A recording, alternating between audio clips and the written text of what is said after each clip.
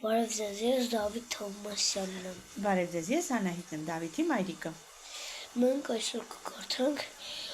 Ղազարե Սաղայանի երկու այծը։ Սկսենք։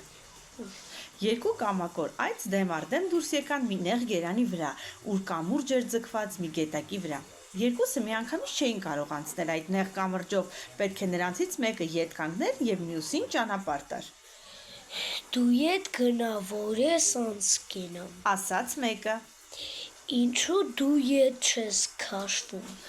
քան թե ինձ ես առաջարկում, Պատասխանեց մյուսը։ Քեզ ասում եմ ետ քաշվիր, առաջ ես եմ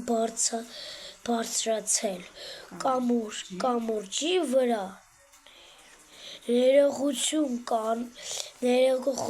կանես, գիտես ում հետ ես խոսում, որ դեռ բարկանում ես էլ։ Այծերը ճակատ-ճակատի զարկեցին, իրար գլուխ պատռեցին եւ վերջը երկուսն էլ կամրջից սայթաքեցին, ջուրը թափվեցին։ Ստեսություն։